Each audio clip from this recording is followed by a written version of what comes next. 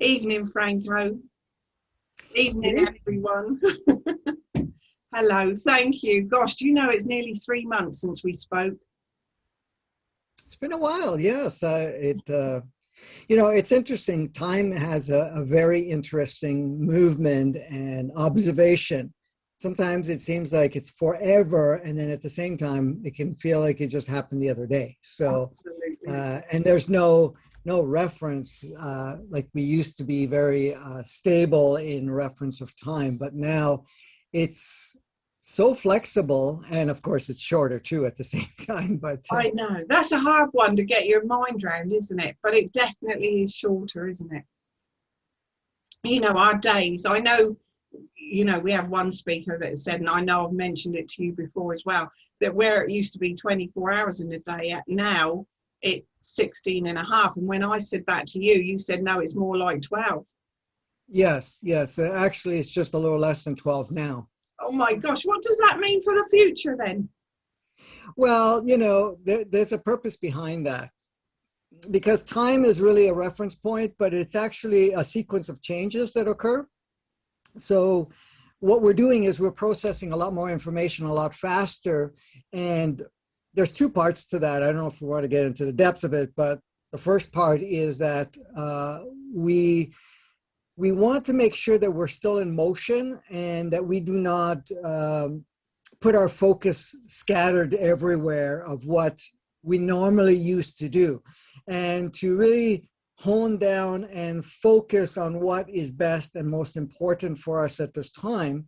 So in a way, what we were able to do before, in one way, seems to be a lot less for the majority, especially, the people that are going to notice it the most are the people that are already creating and experiencing changes within themselves. Because the rest of the people don't refer to it. They see some things are changing a little quicker, but they don't really have a reference to it. But when you are going through a transformation of sorts, where you're now shifting your attention to a higher essence of knowing of yourself and a deeper observation, then you will notice energies, movements. You're going to notice time having a completely different point. And then you're also going to notice that what you were able to do before, now you're not going to be able to do, not only because of the time restraint, or what looks like time restraint, is the fact that our attention in things that have a lower, say, vibration, things that no longer really serve you for your purpose at this time, because our purpose is always evolving. But what is most purposeful, then we kind of co-create an environment that we look like we have hardly any time to get anything done, so that we put our focus only on what is the most important for us at that time. Now that changes for us too, because what we think is important is an illusionary part too, because it gets more crystal as you go along to see what really is important. Because a lot of us have put so much value on certain things being really important, and then as we go along, we find that it really isn't the case, because what we thought or deemed as important is really not important right now. May have been before, but not right now. So the time itself, in a sense, is, because there's so rapid amount of changes, it's also compressing ourselves so that we actually don't put a lot of filler into our daily life. And it serves on so many levels. And also because a lot of us want the changes to occur very quickly, there's also a process that goes along. For example, many of us would like to see a lot of our outside world change, yes, very rapidly, because it's getting, more crazy, more polarized, in a good way too, because in a sense, it's pushing people very strongly to, not only make a shift on yourself, but also with all your other playmates that you have around you.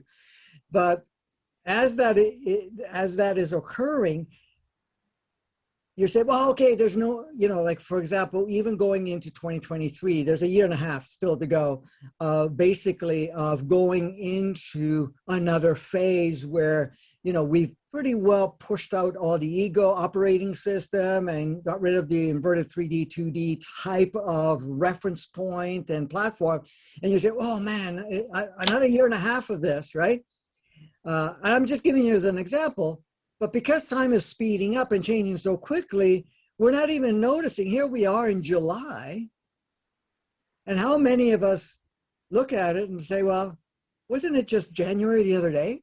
Wasn't it just, how did we get here so fast? And, for some of us, depending where you live, we've been waiting for summer or at least some nicer weather, and now it's like, oh, this is the only month that we really have any decent weather. After that, it starts to already go down this ship. And I go, we didn't even get a chance to enjoy it or something of that nature.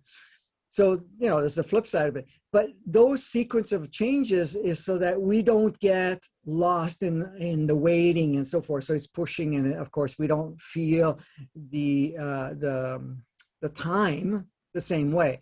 So there's a lot of factors to this whole time change. We're not losing anything in the sense of saying, oh, well, my life is getting shortened. Because here's the other thing that I'm just going to share with you. Whatever you feel that you're losing for time, you're actually adding it 3 times. So for every day that you think you're losing, you're adding 3 days to the extension of your life. Is that right? So that is something that we've agreed upon, because if we're going to go faster, we want to do it. Now, the other thing is, we're also dwarfing our aging process. And we're going to go further to a point where the aging process will stop completely. And some people have already been experiencing that, and a reversal. When I say aging process, I'm talking about a sequence of changes within the body and how the body responds, so that we have a pattern of, getting wrinkles or feeling that, your body starts to wear down or things of that nature. That is all artificial. It's not real.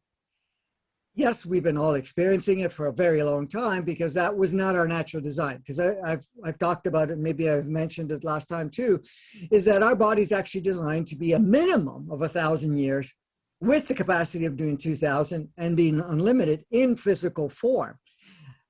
When it comes to, because that's the actual makeup of our body in its true form, but that was kind of changed, and that process is reversing as we're going along. So it's not a factor of saying, well, I only have this little bit of quality time, and then, I start to deal with aging and so forth.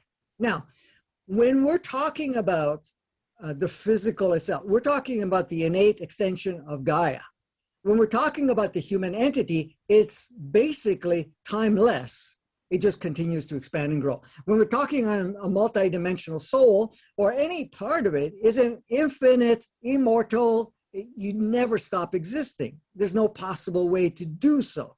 That's the fact of how it's all designed.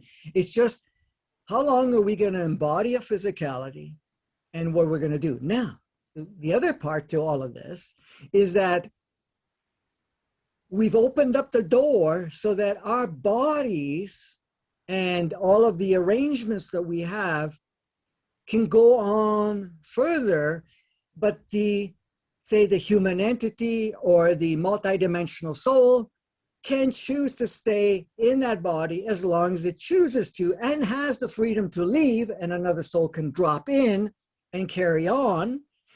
And same thing could happen with the human entity. Now, that is happening less on that part, but the multidimensional soul is much more. Now, of course, we also have extras, which are soulless and human entity-less, that are also, playing a role at this point in time, which can reach a certain point where other drop-ins may come in from a higher frequency, coming in from different realms, of course, like we all have done, but most of us have embodied. Now, not everybody on the line here may have been here from the original when we're talking about the multidimensional soul. You may be a drop-in, you know. Another soul could have been there at one point or another. So you would call a walk-in as well. yes, that's what you can call it. Yeah, As a yeah, walk-in. Yes, yeah. you can call it as a walk-in. And walk-in is not restricted on one time. It can have multiples. You can have a soul leave and a walk-in come in for a period of time. That one can come back. That one will leave and go somewhere else or something of that nature. Because a lot of times our souls want to step up the role that it's been playing and may go for an upgrade, may go for an opportunity to kind of take on different bodies in different parts of the world or something of that nature, or go on to another planet, or just go through an upgrade process. And those times in between, not to leave it soulless, in some cases that happens, but in most cases it doesn't, then another one will drop in. And, you know, there's so much going on. And this is the thing, is that we look at the world and we look at it and it's like, okay, there's a birth and there's a death and there's all these things that happen, you know, and also these things that we have governments and we have these rules and all of this stuff. And this is all we have to play with, when that is not even a speck in comparison to what really we're doing, what we're capable of, and what we're reenacting or bringing back into our reality. And that was all the thing about the time. So, well, actually, when I did this talk earlier about you coming on tonight, I did mention about the walk-in, because I know your partner, is it Kelly? Kimberly. Yes. Oh, Kimberly. She's had 5, you said, didn't she? Oh, yeah, she's had 4 actually. Yes. Oh, 4. And yeah. she knew each time? Well, she felt some changes. She had the original soul that did the birthing process that lasted until she was 21. And then that soul said, I'm done. This is all I wanted to do. It left. Another soul came in at 21, and that one stayed until age 44 for her. And then at age 44, that soul said, I'm done. I'm going to go. And then another soul came in. Now, the one that came in at 44 was an incarnatable archangel soul that came in. So I had done that work before. Now, I didn't know how long it was going to come in for, so it came in. And so when I did meet her 10 years ago, a little over 10 years ago, she already had that archangel soul within her. And it was very interesting, the whole experience. Now, when I asked her, she did feel something shifted in her. She had one soul that was at one point, and then at 21, when it shifted, it seemed like the other soul that came in was actually of a lower vibration, in a sense, to kind of play the human game a little deeper than what she was able to play before.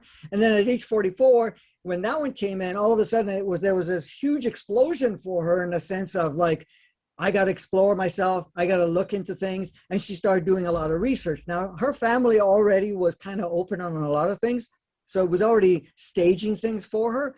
But she stepped into self-discovery. She started having a lot of focus on herself, and she spent a lot of time with that. Then, of course, she met me, and then a whole avalanche of things added on top of that. Did you see that when you met her? Did you see that she had a soul that was a higher being? Yes, wow. I did, actually. And that would have been the only reason that we would have connected, because if she had the soul from before, I don't think our souls would have made the arrangements for us to come together, because, I'm not that easy to be with, in a sense, if you're really in a 3D state, because my energy is all over the place. I'm not very self-sufficient and whatever else. I'm not like challenging in that part of it, but because of the work I do and the energies that I'm working with and so forth, in and out and whatever else, any relationships I had before, they can't cope with it.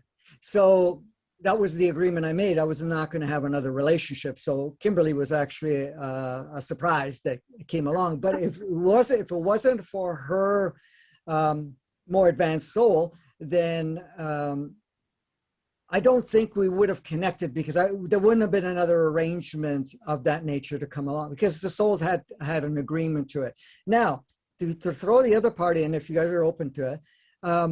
So a few years back, this is after we've been together for like 7 years, her soul communicated with me and said, listen, I have to leave and go for an upgrade. And I'm going to be gone for about 4 months.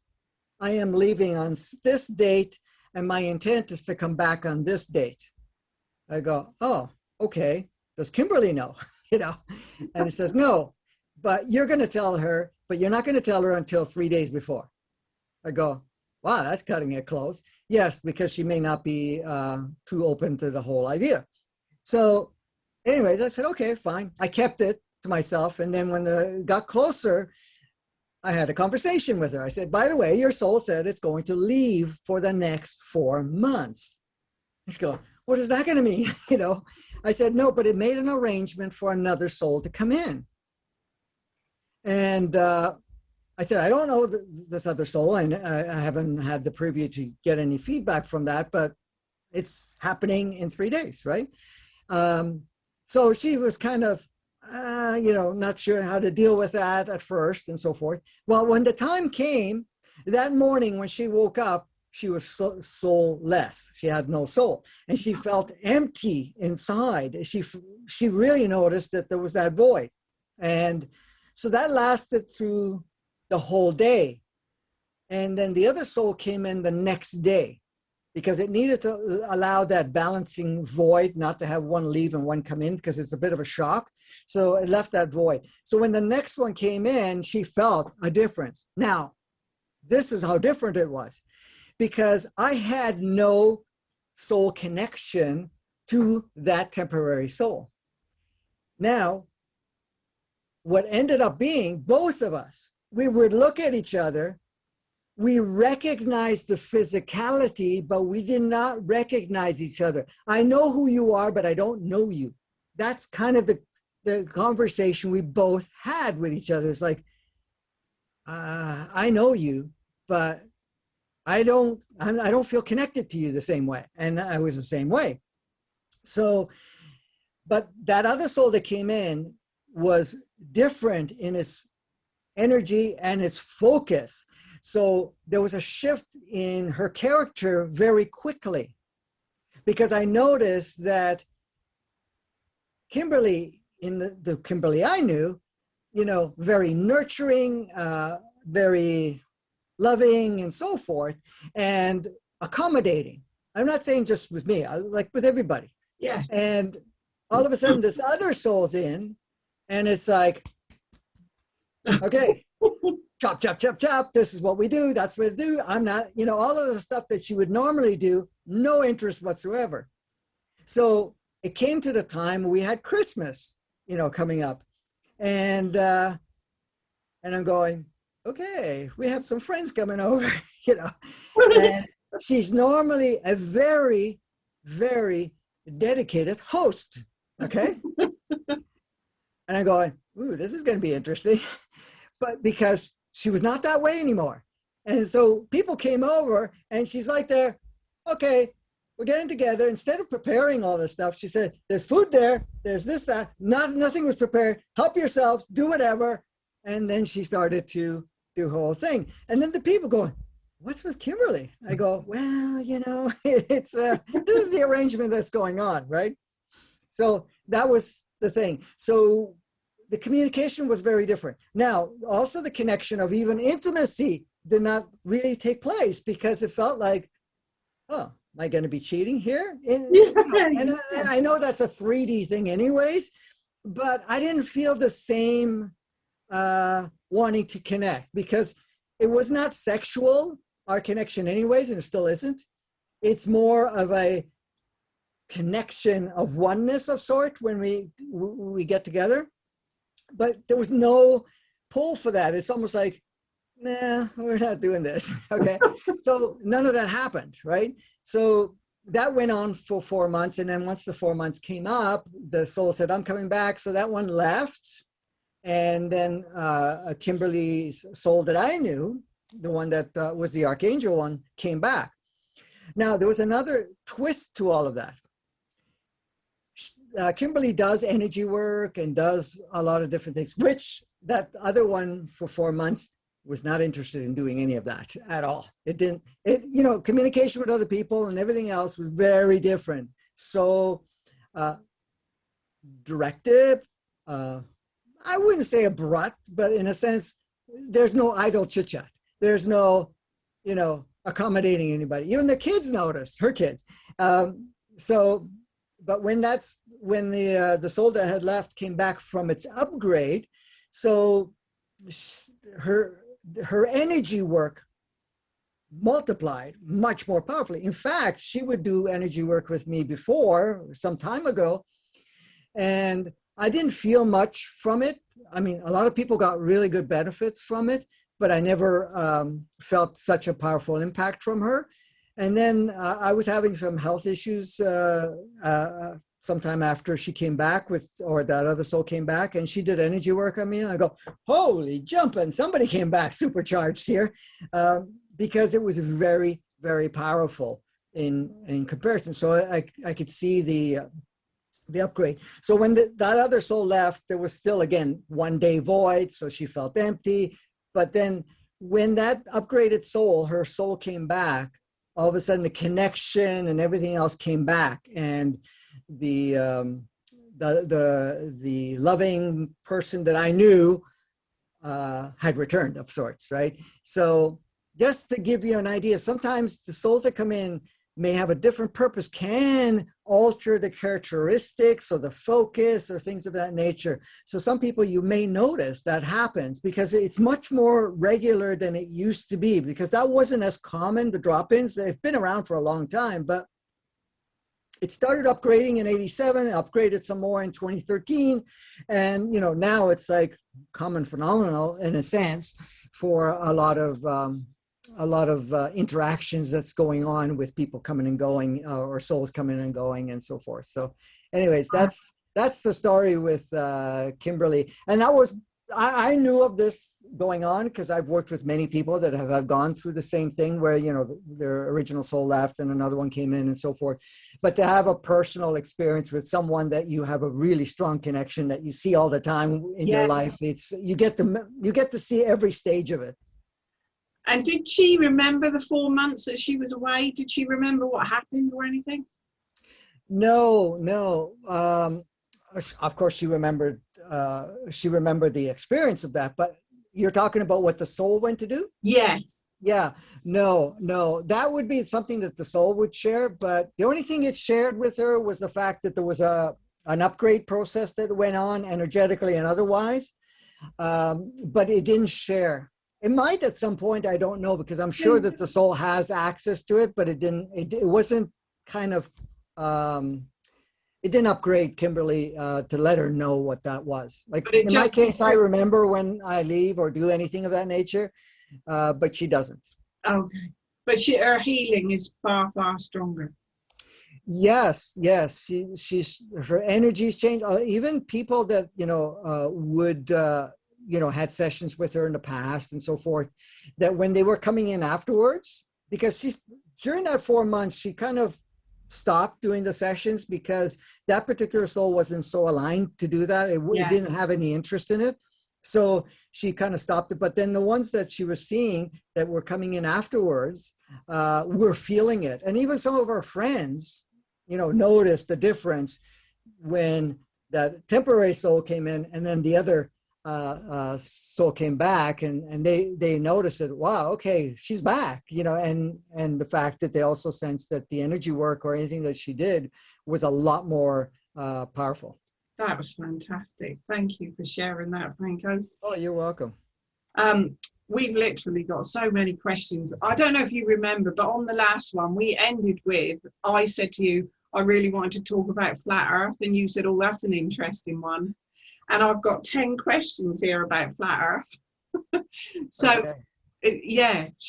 What shall I do? Go one by one? And well, it's up to you. I mean, I can talk a little bit about it. Would you like to, first off, just talk? I actually made a video on my podcast talking about the the flat Earth Oh, thing. So that's under Advancing Consciousness podcast, and it says there is around the Earth round or flat. Now, I also talked about it in one of my other episodes as a question that came up, and I addressed the question. I guess a couple of months or so ago, maybe less than a couple of months ago. It's on the Advancing Consciousness, what do you call it, series. I don't remember the exact episode. I'll have to look it up. But anyways, I did talk about it because people were asking, is the Earth round? Is it a sphere? Is it flat? And believe it or not, I haven't heard that come up for years and years and years. That wasn't even a topic. But then the last couple of years, it's been popping up a lot. yes. Definitely, there was I was surprised that anybody would even bring it up because. Well, it's come to my awareness a lot lately, yeah, with different people mentioning it. So when somebody asks me, is the Earth round? Is it a sphere? Is it flat? I say it's none. Oh, It's none. However, collectively, within the galaxy, within the solar system, and when I say collective, I'm talking about all the different energies that are within it, they have agreed upon that it's going to have a sphere look, okay? Like other planets. And it has a certain movement. However, if somebody taps into a certain frequency, or in this case, a vibrational frequency combination, where they believe that it is flat, then they will see it that way. Now, will they see it through a collective scale? No, but you can have a cluster that will see it that way. Well, a cluster that responds. Now, I talked about it in the video. There was a test done where they used a powerful laser beam and they set it up on the shore of a beach and then sent a boat with a mask out into the water. And the further it gets, it would show that the beam would either go up or down the mask.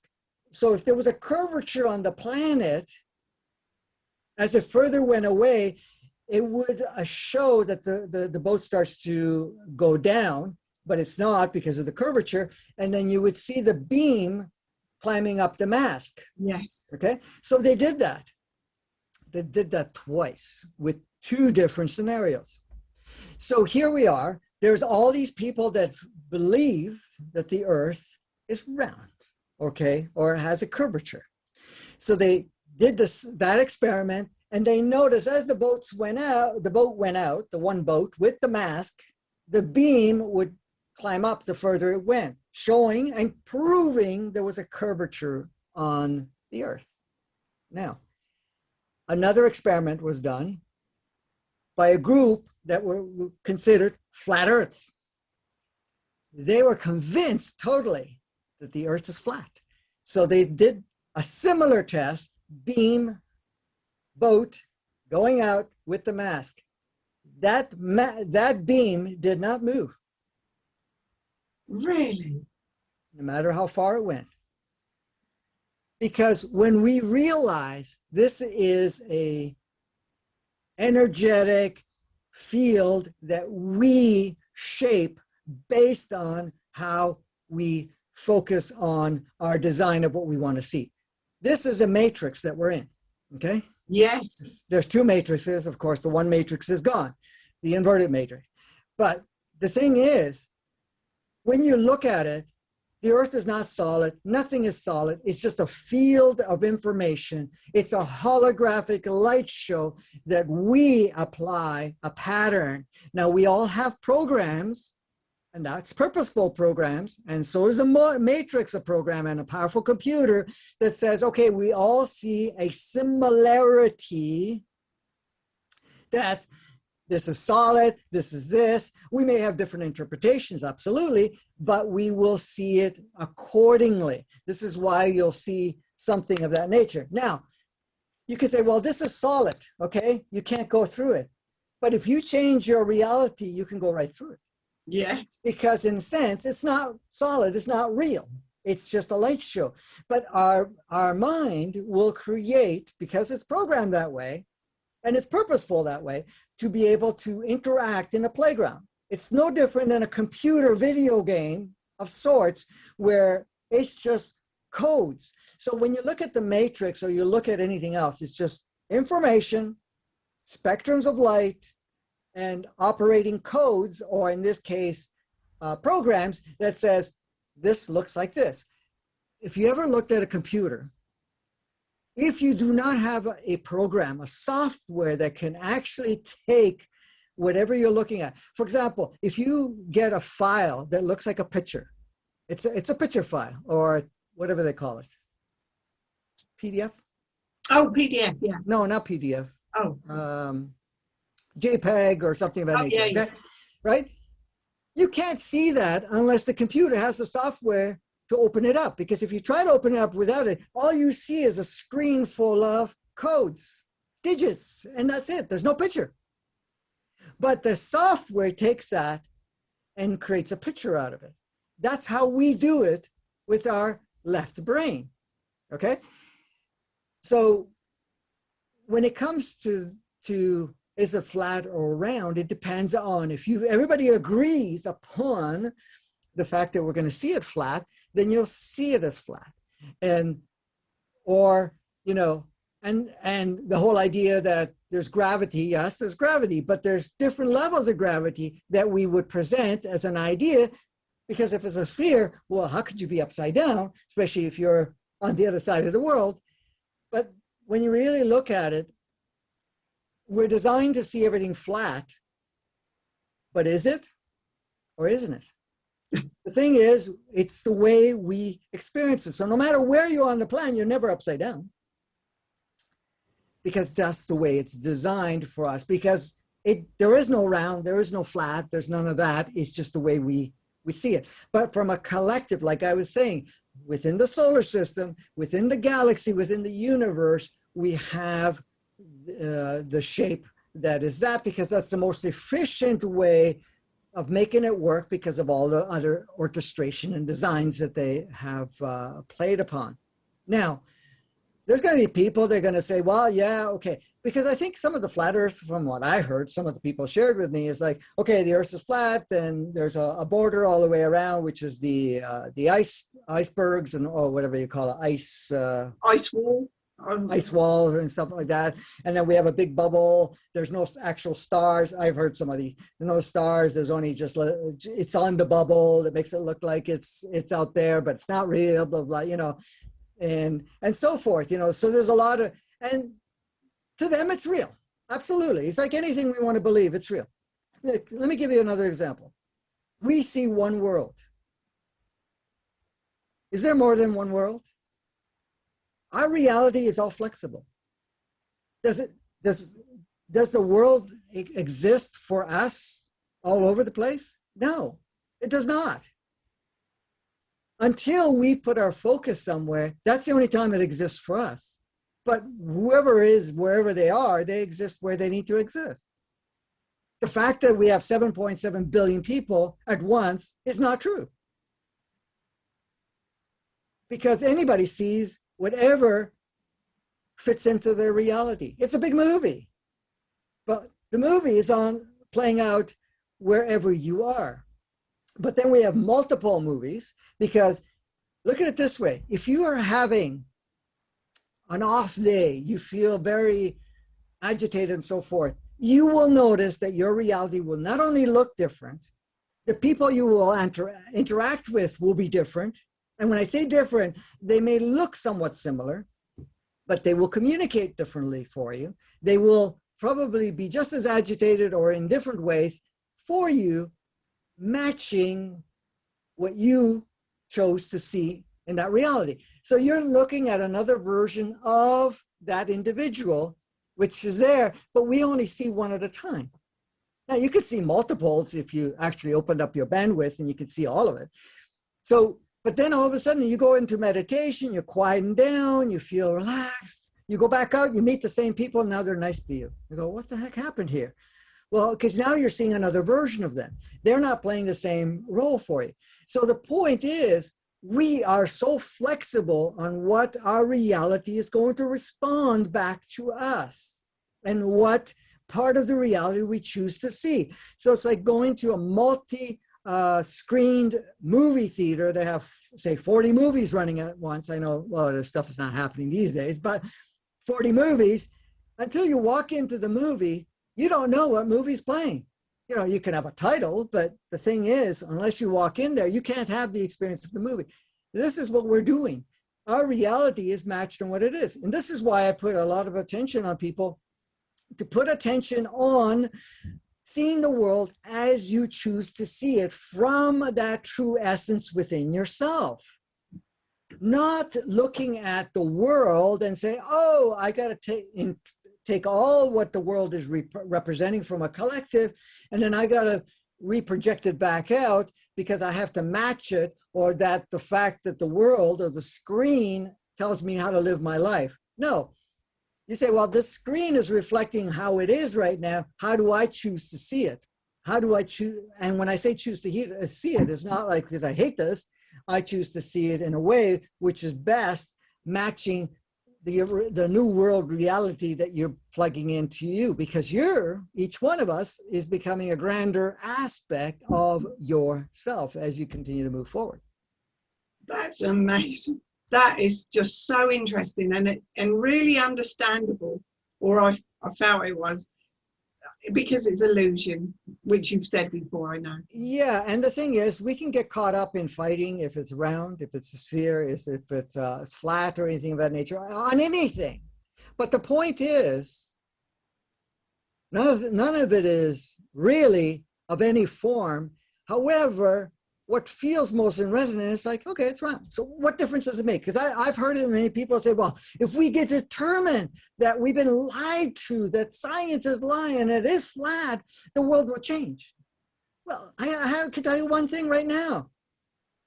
Everything, pretty well 99% of everything that you've heard from the moment you were born till now, what's been propagated for the last 10,000 years is not true. Everything was reversed. And that's what we're doing right now. We're dissolving all that reversal part. So science is not science. The science is constructed idea to maintain a certain experience. That's all.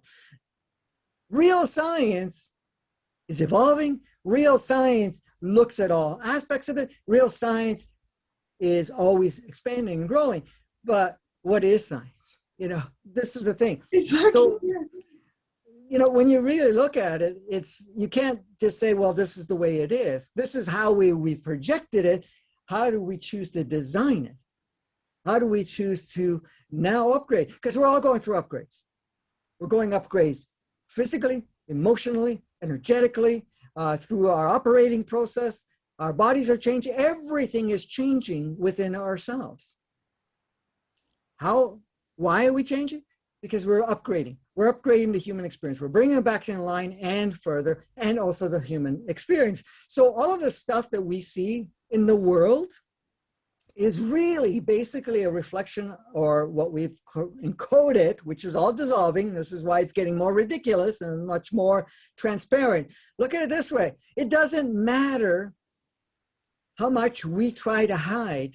It doesn't matter who's in political positions, who's in whatever. Not only are they self-exposing and more transparent, it's because it's purposely we said, okay, we don't want to put layers of filters, and so that we only see a small portion of it and make it real. We want to see all of it so that we can see it, not to demonize it, not to make it right, wrong, good, bad, or anything of that nature, but to see it and then also choose how we want to change it, what we want to put our focus in, and create a new reality.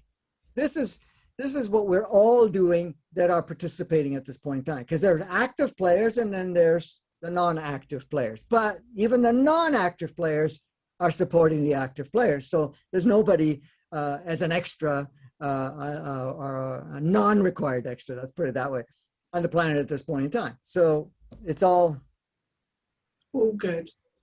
Yes.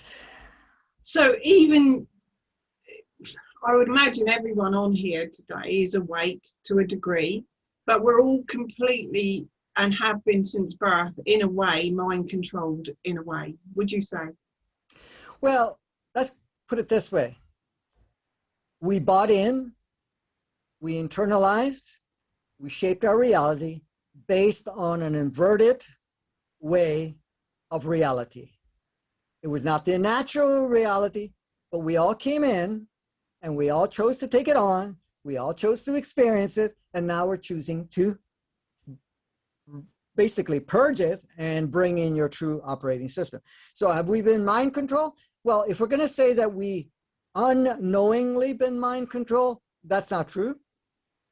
We knew that we were being programmed and conditioned to see the world, act a certain way, respond a certain way. We knew, we took it on to see what the experience was what, and now we're purging all of that out. We did it knowingly. All of us, before you take on a body, and I don't care if you came in from birth or as a drop-in, any part of it, knew what you were up against, and when I say up against, what you had to play with, and you said, okay, this seems like a really good time for me to enter, to go and have this experience.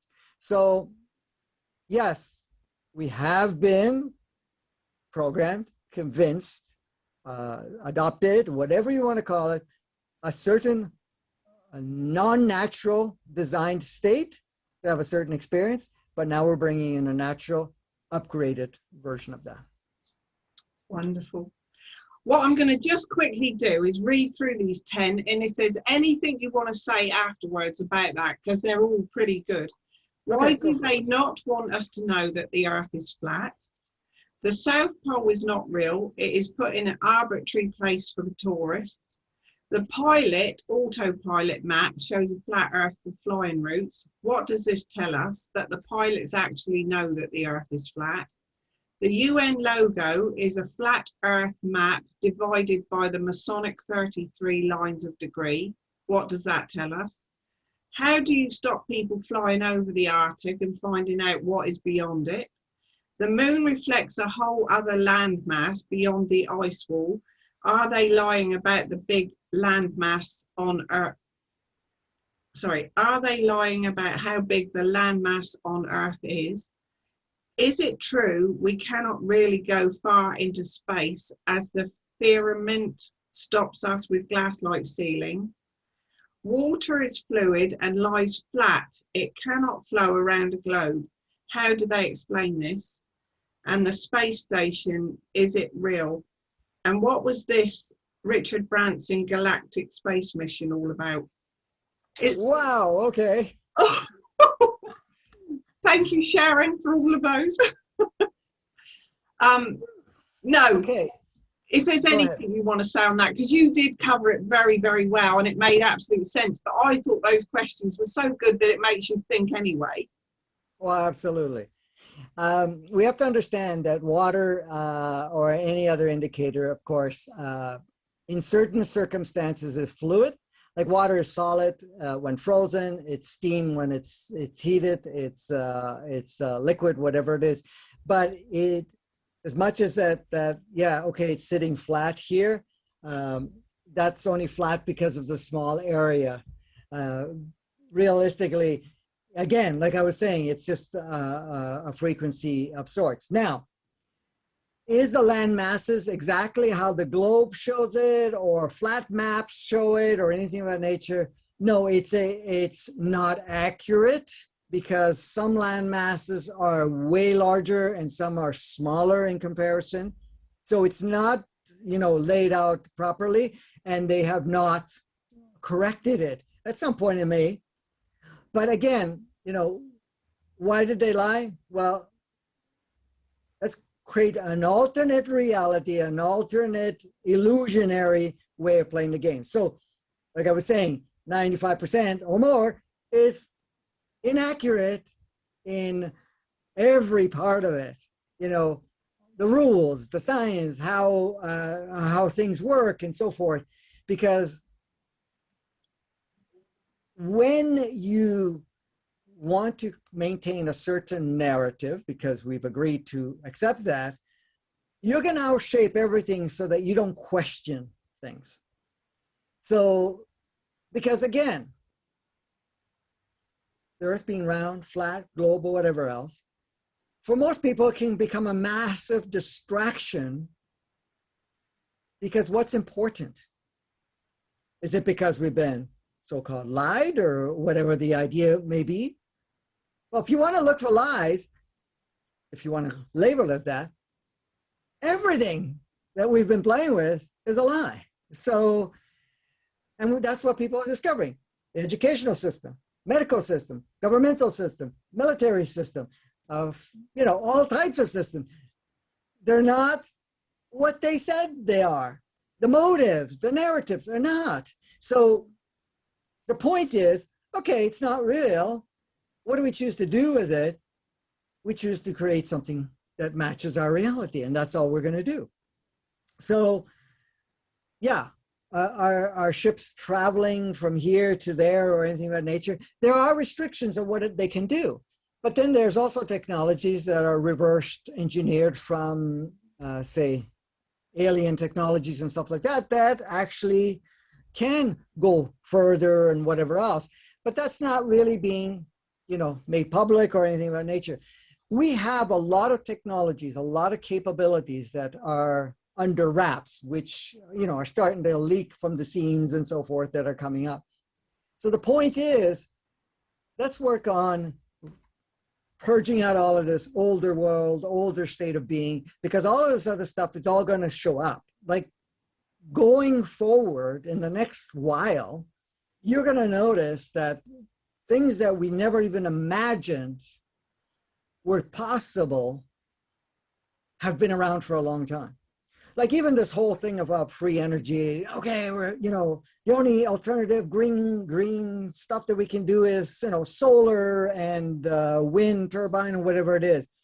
We have technologies that have been around for such a long time where these energies we have as free energies, as they call it, much superior, doesn't require any, of that stuff that they have, those technologies. All of these were coming. The fact of restoring the body's operating systems and freezing, there's so much going on, and how we, like space. Space is not space. You think a ship travels from one planet to another and it takes, warp speed or 10 times warp speed, and it's going to take so much time to get there? Is there a wormhole or anything of that nature? You just shift, because all of it is all in the same field. You just dematerialize here and you materialize somewhere else. All you're doing is unplugging your focal point here and you're creating another focal point here. I'm not trying to, bring everybody to the edge here. But when you really look at it, there is no space. As much as there's no time, there is no space. So a lot of the technologies that show as, we have rockets and things, that's because of that limited restrictive way that we've been seeing things. And that's why we say, oh, this is what is required. But in fact, that's not the way it is. Because if you actually see any of the real alien ships, they move very quickly and disappear very quickly. You go, well, what is it? Like 100 times warp speed? Or is it just possibly they dematerialize here and they materialize there? Why are they showing themselves? Well, maybe they want your attention because they want to be seen and to get more familiarized that they're there. Do they have to land on ships, with whatever? No, they can teleport any part of it, and way more advanced than anything else that even Star Trek, was doing in the movie world or show world or whatever it was. So when you really look at it, if we want to connect to what reality is about, then don't get hung up with what is or what isn't. To see it, okay, what really is where I need to put my focus in as a way of experiencing life. Because what we haven't seen may seem like it's impossible, but the thing is, way more possible, because we have no limits. We've created limits, but there are no limits, and the limits dissolve. Now, does that mean that our bodies actually dematerialize and say, okay, well, I don't need to have a human experience? No, we haven't even lived our human experience yet. We've lived an altered version of the human experience. We haven't even lived, we didn't even touch a percentage of our capability as a human. We haven't even lived in the body fully, in its true operating system, in its capacities. We are a marvel in the universe. A marvel, because this was an experiment. And I know we look around and look at people falling apart and look at all of this and say, well, how could they be marveled at this? Well, first of all, that we're able to come here and do what we're doing, even in its reversed version of it. But when you really look at what our bodies are capable, what our planet is designed for, and what dimensions it can access, and it's already programmed to be able to do it, and how it can have multiple realities at once, it's mind-blowing. And this is why there's a waiting list of multidimensional souls that want to embody physicalities here. Yes, when we look at it and say, oh, this is like a hellhole or a shit show, whatever like people call it these days. You know, I'm just using other people's phrases here. But when you really put it in perspective, this is a beautiful, colorful experience, and that we come here at a perfect time to really enjoy the shifting and everything else that we have capacities to do. Then you know you have a whole different perspective, and you experience the whole thing very, very differently. So. Let's not get limited to what we've heard or whatever it is. We've already done a lot more than we know of. We have a lot more that we haven't even touched the surface with. And, you know, the thing is, we can experience any part of it. And that's what we're doing right now. And this is why we're going through what we're going through personally, each one of us, to become in alignment for all of those changes that are taking place. Thank you, Franco. So I actually had this question sent in. I have a question for the next. Oh, how can we make sure we are not distracted from our mission here on Earth, especially when we're not quite clear? Some of us are not quite clear about what the mission is. So that's two questions, really, isn't it? I guess. Yes, yes. So to understand what missions are, okay, a mission is an agreement that you made to yourself as a role that you wanted to come and play. Now, that would be a multiple agreement. You would make an agreement for yourself, what you come here to do. You also make agreements with various other individuals or souls in physical bodies to come and play a particular role. You also make an agreement with your soul family, you know, and with your oversoul to what role you're going to come and play. For you to come onto the planet, you make an agreement with all the individuals you're going to interact with, plus the collective and the different parts of it. But whatever you chose to come in with, you don't come in mapped out. This is all you're doing as one level. You come in and say, my entry point is this. I will play this out, and then I will put in phase 2, then phase 3, phase 4 along the way. Now, some of those phases do not get executed. Why? Because things are moving in such a fashion that certain leaps or others have come in and kind of filled the void, so that you don't have to go from phase 2 to phase 3. You can go from phase 2 to phase 6, for example. But again, the phases are flexible. That means whatever your original purpose was, in most cases, has altered many times. So right now, the main focus is to realize that, hey, I am here right now to be part of this transformation. I am now here to discover my true essence as human, as a multidimensional being, all encompassed in one physical representation. What do I feel that is my next thing? Many of us are here to hold a certain frequency. And when I say frequency, we come in with a bandwidth of this nature, just as a point, because I don't have anything to draw on. This band of frequency at this point in time, and we start off at different levels. Only we don't always bring our full frequency full in and activate all of it, because depending on where you're coming in at what time, your frequency can be overwhelming, not only for the physical but also your surroundings of your reality. So as you're going in, you say, well, I'm entering at this level, but as things are changing, and all of us are doing, our frequency range is increasing. That means is that you're accessing more of the bandwidth.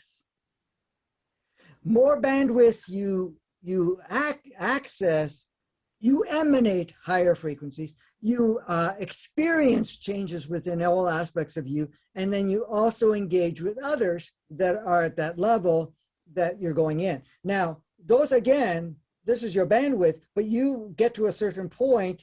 Once you maximize that, you can now enter into another bandwidth, okay? And that bandwidth will be whatever. So your first part of participating is your presence, your essence, your energy, and whatever else. The next part is not only connecting with yourself, it's how you interact with your current reality, with all the playmates that you have around you. So you may think, okay, I'm not doing anything. Well, am I rocking the world because I am not public, or I'm not, rioting, or I'm not, I shouldn't say riot, demonstrating, I am not, an activist or anything of that nature. I'm doing nothing. I am not healing people. I'm not doing that. We have, that's a distractional component that's plugged in. And the ego loves that one, because it says, oh, you're doing nothing. What are you doing? Look, you're this or that, whatever it is. But the point is, the fact that you're making changes within yourself just by your realization, you're increasing more of your bandwidth. The fact that you're interacting with other people, you may think that you said absolutely nothing of value, but that word has such an impact on somebody, and it's not just a word, the energy behind it, whatever it is, that it started to create another ripple effect. And that's just with one interaction.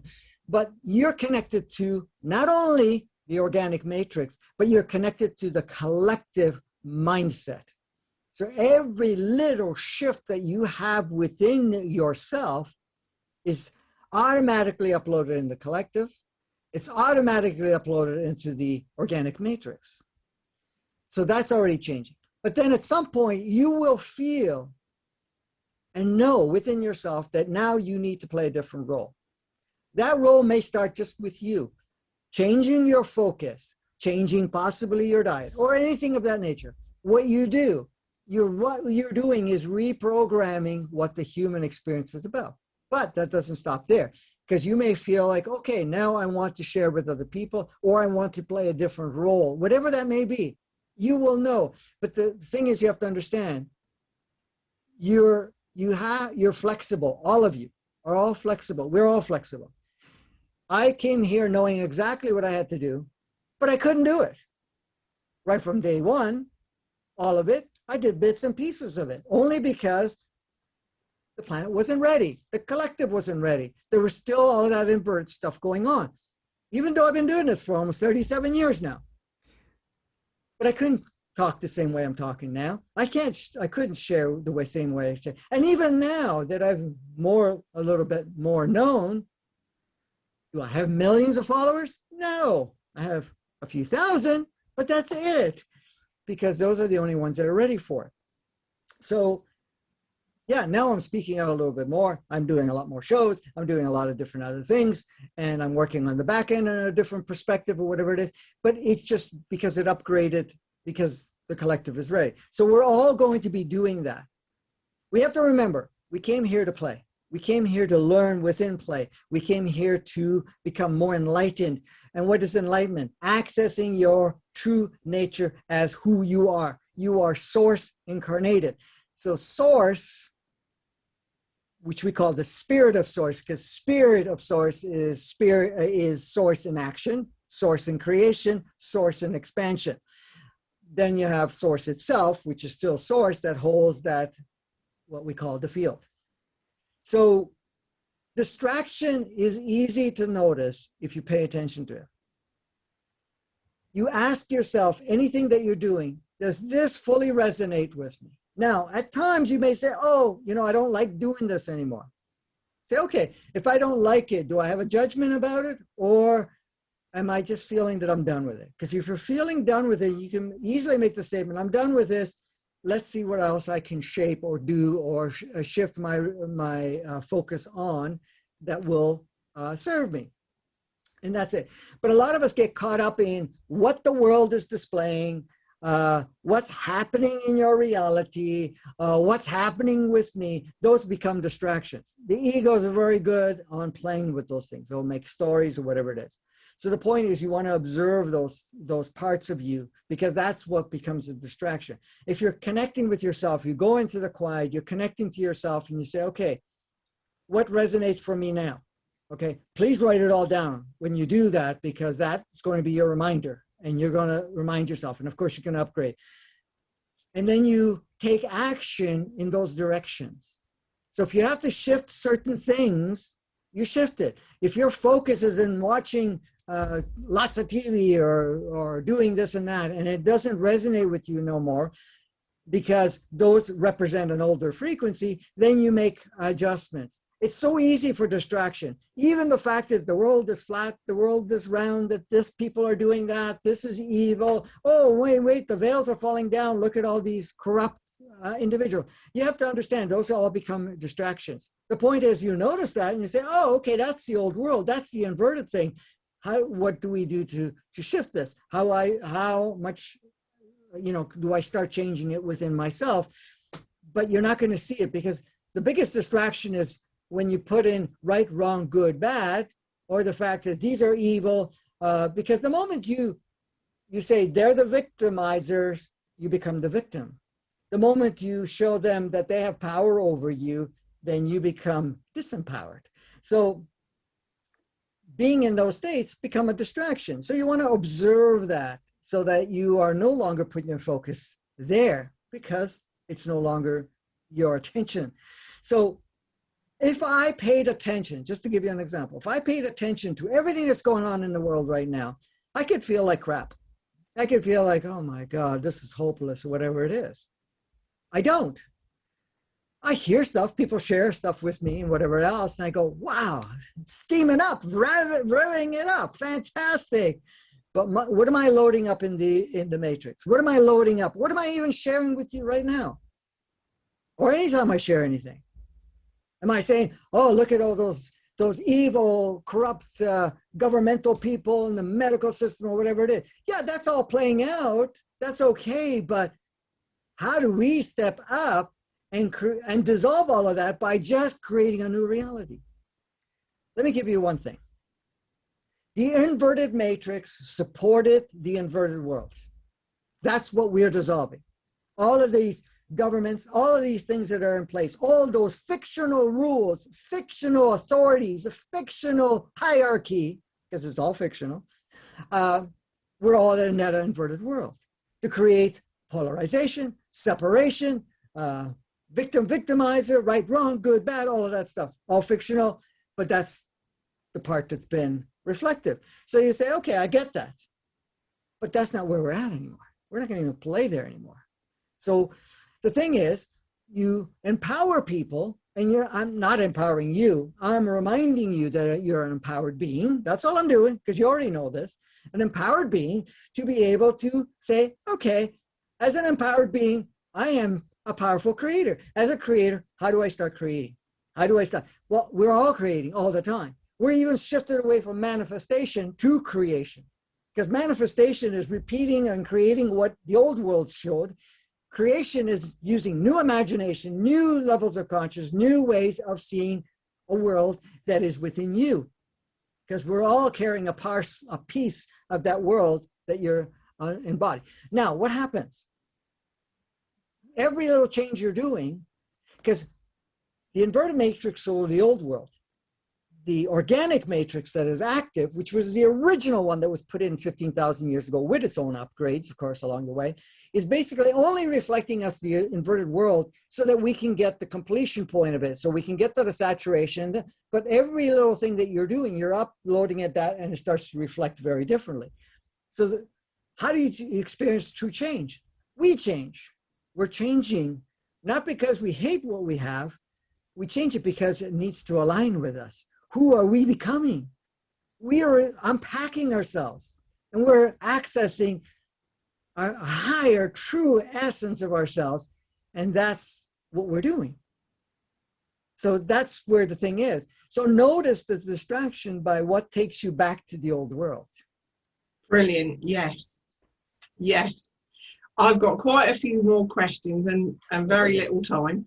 So when I ask these, I don't like to ask you to do a short answer because I just love listening to you. I'll go as fast as I go. I'll try to do my best. Okay. Just, it's a really hot night here, but it probably is with you as well. So does it. But anyway, I've noticed that the sun is emitting new frequency and red spectrum. Is there a second sun or Nibiru that supposedly emits in that spectrum? What would you say about that? Well, Nibiru is a planet, and it's out of our solar system at the moment, but it's just outside the range of our solar system. Does it have a possibility of coming back? That's a possibility, but again, that Nibiru that hosts beings that are not of a higher vibration, even though all of it is source, all of it is that experience. So we have multiple suns, but there's two things. Our sun that we see, okay, has increased in spectrum of light. So it is brighter than it used to be, because it used to have more of a yellow tinge, because it did reflect a lower band of a spectrum of light, meaning less information and encodements. That was purposely done so that we would be able to play the inverted matrix as it was. But that's been upgrading. So you'll notice the sun's gotten brighter. It may even feel hotter in a sense, depending on whatever. It does today. But, I'm sorry? It does today. Yes. So, yes, it's gone. Do we have more than one sun? We have a sun that we don't see. Okay? That sometimes people call it the black sun or whatever it is. No, it's just out of the range of spectrum of frequency that we do not see. Now, sometimes the arrangements of the planets, the arrangement of the solar system, you may see the other sun. I don't know if anybody's ever seen it, but some people have captured it on video that you almost see another sun. Oh, I saw an interview that you did, and someone with that chap with the beard and dark glasses, he showed pictures of where he felt he captured it, didn't he? Yes. So you will see that sometimes that will come into our optical nerves to be able to see it and decipher it as a second sun. Just because we don't see it doesn't mean it's not affecting us. Okay? So there's a sun there. We have a sun inside the earth. We have a sun within us. Okay? So all of them are active at this point in time. All of it is participating in the changes. So, but they are ranging higher spectrums of frequency so that it's aiding us to go through the changes. Our bodies are also changing from carbon to crystal, to silicate to crystal. Those three already exist in all of us. The ratios are changing. That's all it is. What does the crystal do? It carries more spectrum of light, more information, more consciousness, makes the physicality much more flexible. And when I say flexible, meaning that it is not as rigid or limited and so forth. And the more crystal it is, less deterioration it can have, because it doesn't make space for that, and so forth. These are all parts and parcel of what the sun is reactivating within ourselves. And of course, we also get energy from the galactic central sun, which is basically a field of bright energy, which is contributing by all the other suns in the galaxy, specifically the quadrant of the galaxy we're in. Plus, our positioning over the planet makes it very unique for us, because we're kind of the hub of the quadrant of the galaxy. So there are 4 solar systems within the galaxy that are considered hubs, and we happen to be one of them in our quadrant. Thank you, Franco. one of the questions I said I was going to ask tonight, why do we live where we live? Of all the places on earth, does the house choose us, or do we choose the house? Because I had a speaker once who's a house whisperer. So if there's a problem in your house, she clears it. But she said you don't choose the house chooses you. I just wondered if you had a thought around that. Or is Well, that just our analytical mind that we don't even need to know? well, I think this will be beneficial to understand. We are not, you're right, we're not specifically saying, I want that house. You can do that, but how many of you have noticed that you may choose a house and it does not happen to come to you? Or the fact that you can't get access to it? Because what's happening, there's an agreement for wherever you go, your frequency is welcome in that area. Like for myself, I've moved 19 times. Each and every time I have to move, I'm told I know it from my own essence, it's time to move. Now, I can't just go anywhere. It's wherever you go. Now, for example, before we move to where we are now, which again is coming up that we have to move again pretty soon, but I did an experiment. It was my ego experiment, of course, but I always follow the instructions I have, and I go exactly where I need to go. And even when it's impossible to say, how could I move there? Because nothing looks like it would welcome you there, because it's impossible. They're asking for too much. There's, I'm not even talking money, but wise, but just in the fact of requirements. And they just open the door and say, we want you in. Now, here it goes. The last time before I moved here, this place showed up. And I said, no, I'm not going there. It's not the house I want. Okay? Not the area, not the house I want. It's not what I'm looking for. So I decided to go looking around elsewhere. First time in 60 years that I denied where I had to go. I said, nope, I'm going to tell it where to go. I'm telling you, I went from place to place. Either the house didn't want me, it basically said, no, you're not welcome here, or the neighborhood would say, you're not welcome here. This was energetic, and I could feel it and communicating. Now, I had a real estate agent that was helping me out, helping us out, Kimberly and I, and she was going, I showed you all these places, and you keep saying no. Like anybody else would have just grabbed any of them. I said, no, you're an intuitive person. I said, do this for me.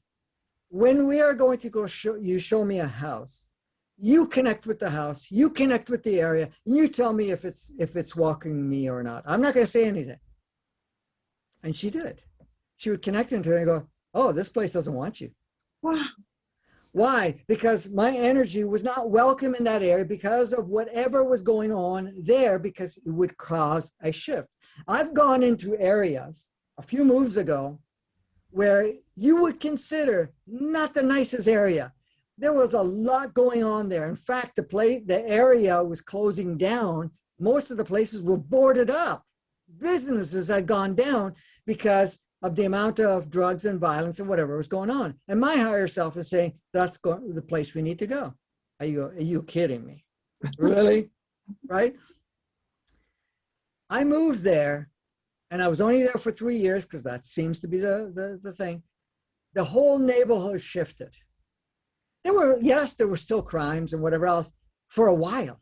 But within a year, year and a half, 2 years, it was almost like you didn't hear it anymore. Businesses were coming back in. Places were reopening. They were starting to build things and going, there you go. So all of us go where we are needed.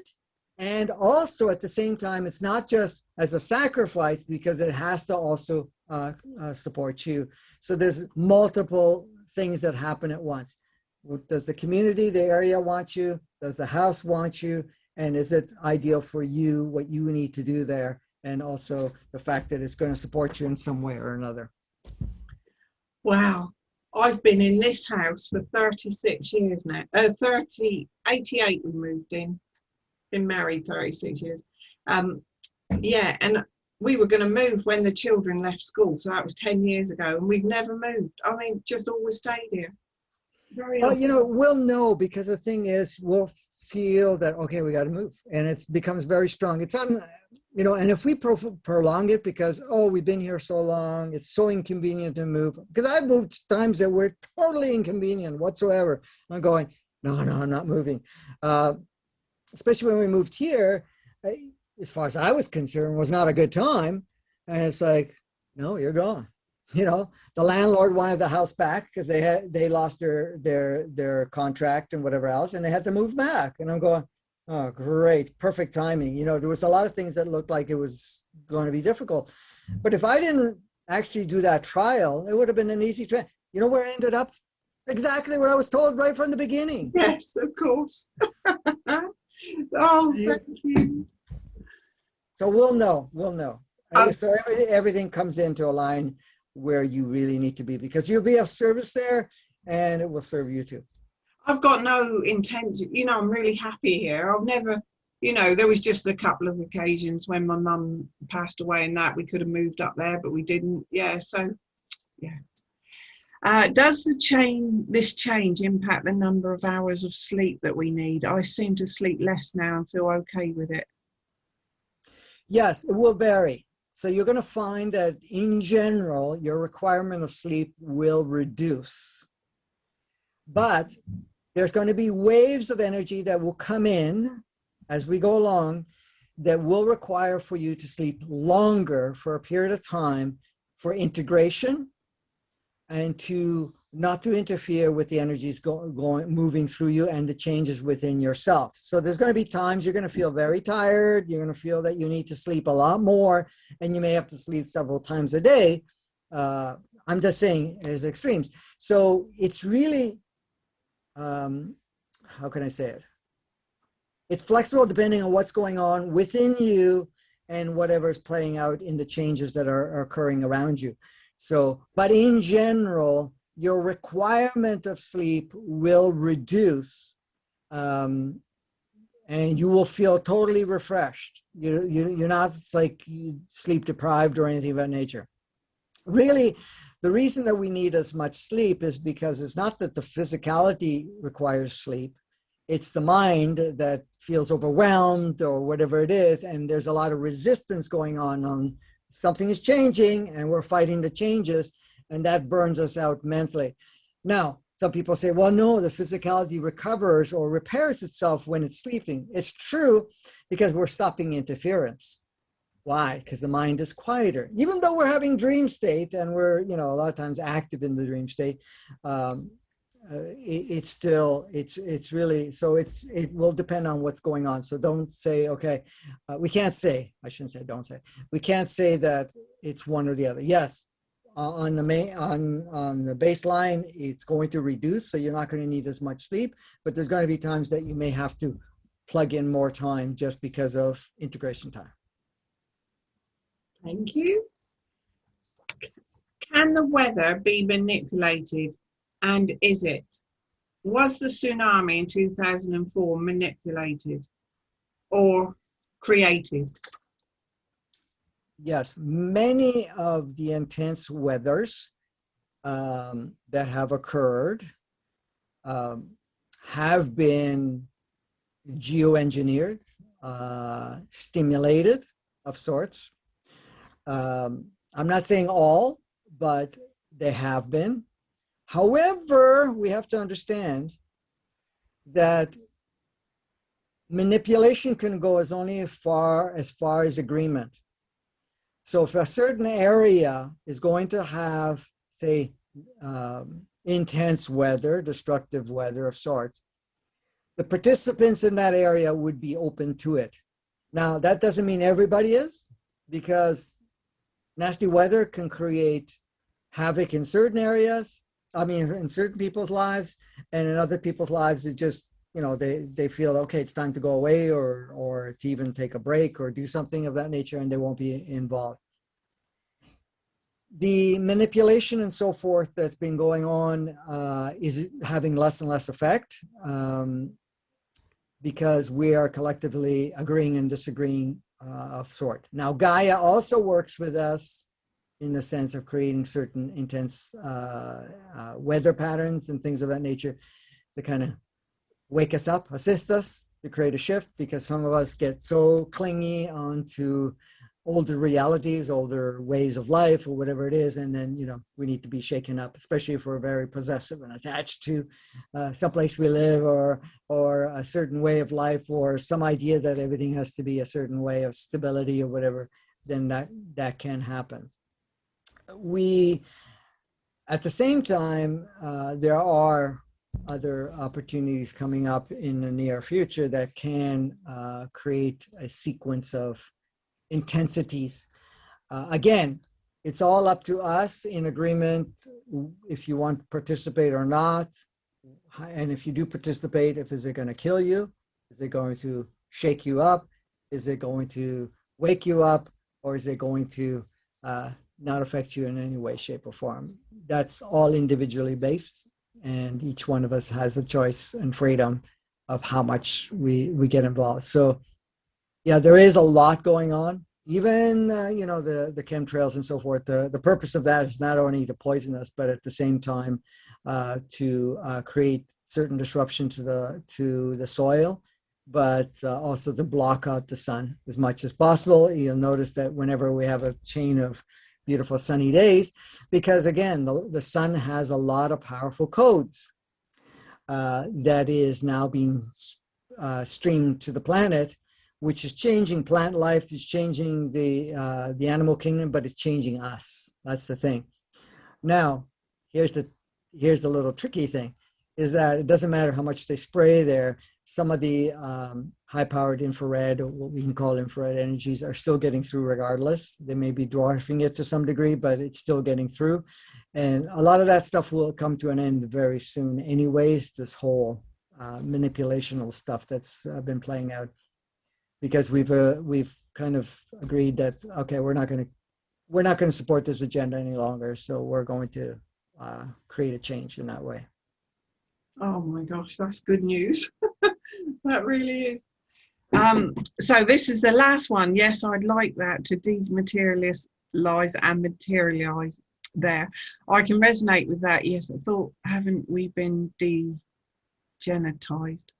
I out 10, I'm not able to read this very well. Taking out 10 chromosomes, will we gain again these lost chromosomes, DNA, that is upgraded to 12 again?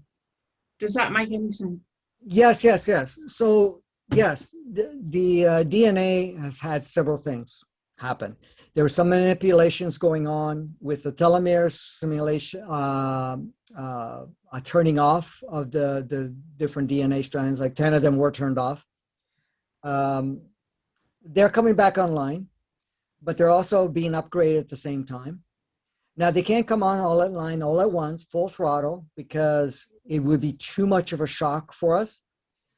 The parts that actually created what we look like as form, in, you know, representative in that regards, that part they couldn't turn off, because then we would not look the way we look as humans. We would, you know, look very different, or transparent, or anything of that nature. So that part was never turned off. But what's been turned off is the fact of the renewal and upgrading that we would have, and also streaming not only consciousness, but the upgrading of the physicality from those other. So they're coming back online with the upgrades accordingly. So part of the capacity to age, deteriorate, and so forth, not only is that the program, but that's also because of the shutting down of a lot of the DNA strands that were originally re-energizing the cellular structure, or what we call cellular, which is basically energy anyways. So that's all coming back online bit by bit.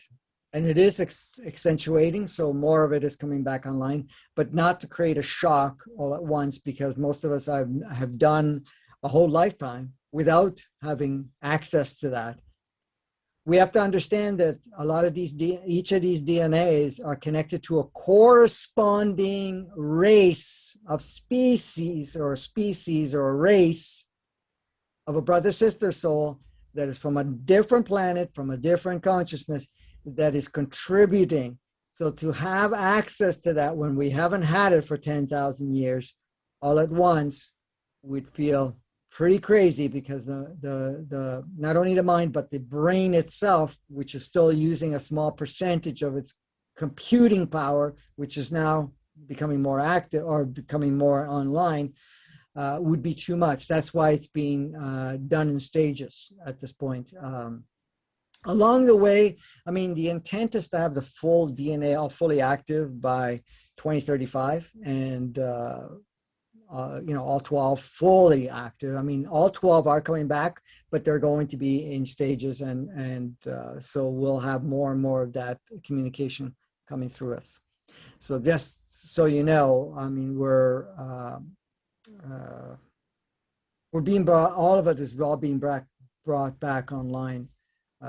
It's not that we're going to say, well, it's destroyed completely and it's not. No. Remember, it doesn't matter how much manipulation may have played out, that they're only codes, they're only information, so we negate old codes. They were considered viruses. That's what they used to call it before. But anyways, so you clear out the viruses and you bring in the new operating system. And that's what's happening. Every burst that we get, every re-encodements we get, every new burst, not burst, but us coming back online at this point in time.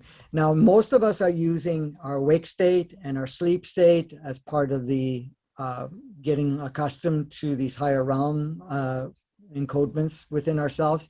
But many of us are, how can I say it?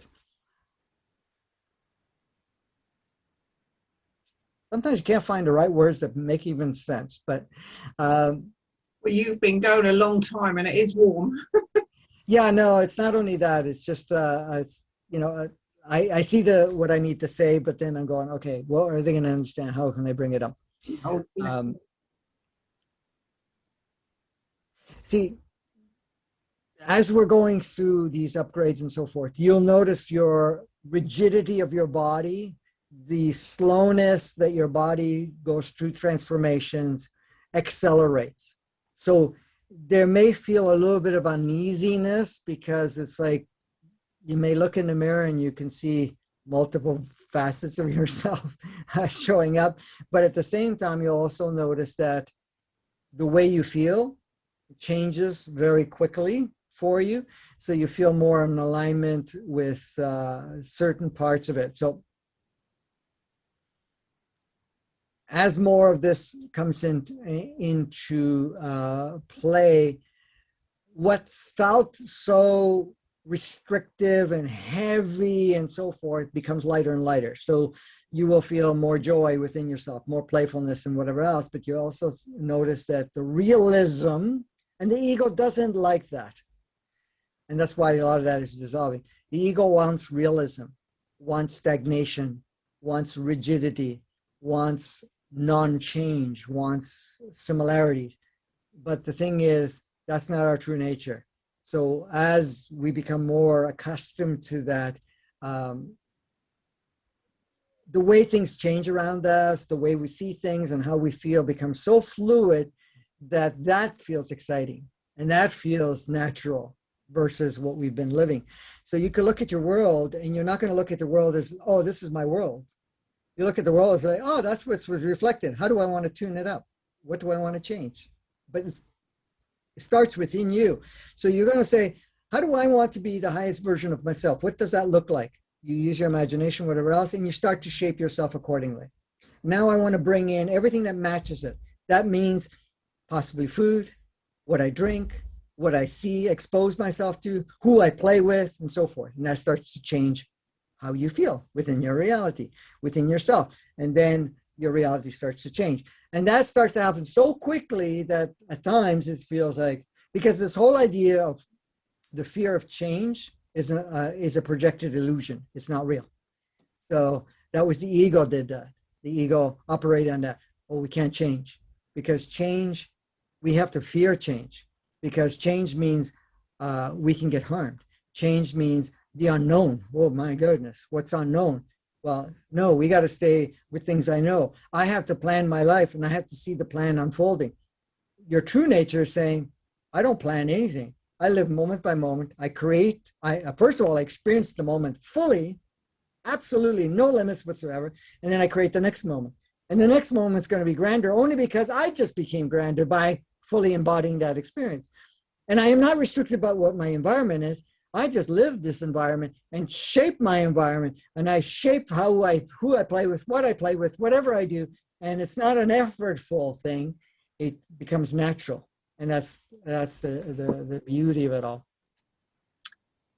Thank you so much, Franco, for all the wisdom that you share with us. You are so wonderful, honestly. Well, thank you. You're welcome. And you guys hold the space. You guys are the ones that are committed to unroll this. Like everybody that's active right now is part of the team. Team humanity, team. Everything is changing because we're bringing it forth. All of us. This whole illusion that we have to wait for our world around us to change for us to live. No, you live, and the world around us changes. Oh. So you guys are to Team Humanity. Everybody that's participating now, everybody that's participating. To me, this is so exciting to see such beautiful souls like yourselves that have taken an active role, that are participating in the way you are, because it's so refreshing to see that, because this only has been happening in the last, decade or so in a larger scale, but it's been happening more and more each day. That's the beauty. Feeling alone, and my team used to be my beings, my extraterrestrial beings, yeah, that I used to play with all the time, which I still do. I'm not saying I don't, but now I see there's new teams on Earth in human form, which is all of you guys, and we're all doing it together. So thank you. Very, very grateful. There's been some lovely comments come up thanking you as well. So yeah, thank you so much, Franco. Welcome. Next week we've got a lady. Do you want to just quickly say, Joe, about Nikki for next week? She's the world's first prism facilitator, but she's about crystals. Do you mind if we just say that, Franco? And then if you want to share your website again at the end, so that people can find you and your podcast and everything. Yeah, could you just say a bit about Nikki for next week, Joe? Oh, yes. Nikki is the world's first prism facilitator, and she has a very, very prominent role in her how she delivers the information about crystals on a personal level, on a global level, and quite an extraordinary woman. And I think everybody will she will create a mandala for the group next week, and then she will talk about the different things. If you have any questions about crystals, I've never met anybody who knows so much and works with them, and is just a lovely, lovely friend. That's wonderful. Thank you so much, Joe. You said that better than I could. If you want an invitation to that, Franco, but I think you do something most Tuesday nights, don't you? Tuesday evening, yeah, it depends on what time. It'll be this time next week, 12. Oh, then that'll be no problem. So well, yeah. I'll send you an invite, and if you can join us, I'd love you to. Oh, absolutely. Thank you. I appreciate that. Oh, bless you. Thank you, everyone that's joined us tonight. Absolutely wonderful. Honestly, thank you. And if you guys want to see more of the content, the easiest ones are on YouTube. If you're okay going on YouTube, I'm also on Facebook, but I have Advancing Consciousness series, which I put a new episode every week. I used to do more often. They're usually at 2 hours plus. I also answer some questions, and they're all topic based. If you go there, there's about close to 100 videos there with all the different content. The second channel is Advancing Consciousness Podcast. That's also on YouTube, so you can access that. And those have less, but I'm going to be putting more up there shortly. I have many on the queue that I haven't cleaned up or put up yet. Then that's also available on Facebook too. If you check any of my pages, I have a personal page and it's just under Franco DeNicola, personal page and a public page. And I also have Advancing Consciousness series on Facebook as a group, and Advancing Consciousness podcast as a group also on Facebook. My website is just francodenicola.com. That's it. So it's very straightforward. And I do a lot of other shows as beautiful as this one too, and others which I usually share on the channels and so forth, so you can always catch up. I haven't been putting all the other shows on YouTube, but I will do in the future, but I have put some back ones. But if you go on Facebook, there's a lot of content there too. So anyways, thank you again. Bless you. Bless you. Thank you all so much, and I absolutely love speaking with you. Thank you. You guys. Bye.